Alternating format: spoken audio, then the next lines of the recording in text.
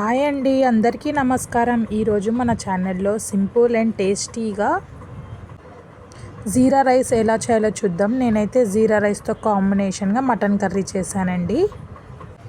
ముందుగా ఒక 2 table spoon of జీరా, బిర్యానీ ఆకు, యాలుకలు, లవంగాలు అండ్ జీడిపప్పు.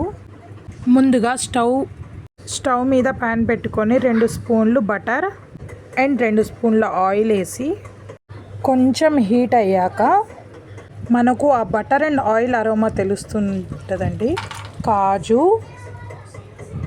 జీరా, బిర్యానీ ఆకు, లవంగాలు,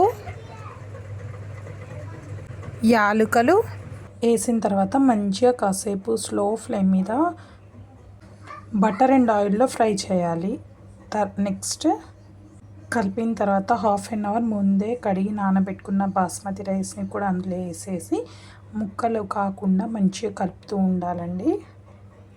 మొత్తం రైస్ కలిసేటట్టు ఆ బటర్లో, ఆ మసాలాలో కలిపేసిన తర్వాతకి మనకి ఎంత రైస్కి ఎంత వాటర్ అనేదో, ఒక గ్లాస్ రైస్కి 1.5 గ్లాస్ వాటర్ అయితే వేసానండి. ఇవి 2 గ్లాసెస్ ఆఫ్ రైస్కి నేను 3 గ్లాసెస్ ఆఫ్ వాటర్ అయితే వేసానండి. మొత్తం వాటర్ వేసిన తర్వాత ఒకసారి కలుపుకొని క్యాప్ అనేది పెట్టేయాలి. చూడండి, వాటర్ అనేది మనకి ఆ రైస్తో ఎలా కనిపిస్తుందో మొత్తం ఒకసారి కలిపేసిన తర్వాతకి రైస్ మనం దమ్కి పెట్టుకోవాలండి. 2 to 3 టైమ్స్ కలుపుకోవచ్చు. మరీ ఫుల్ ఫ్లేమ్ మీద పెట్టద్దు, మీడియం ఫ్లేమ్ మీద పెట్టాలి. ఇది టేస్ట్ కూడా చాలా డిఫరెంట్గా ఉంటుంది, చాలా బాగుంటుందండి. చూడండి రైస్ ఎంత బాగా అవుతుందో.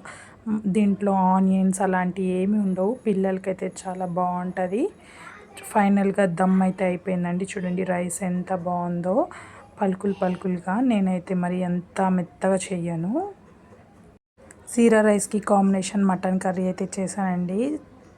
కర్రీ కూడా చాలా టేస్టీగా వచ్చింది. వేడి రైస్ అండ్ మటన్ కర్రీ అయితే చాలా బాగుందండి. మీకు నా రెసిపీ నచ్చినట్టయితే లైక్ అండ్ సబ్స్క్రైబ్ చేయండి. Thank you.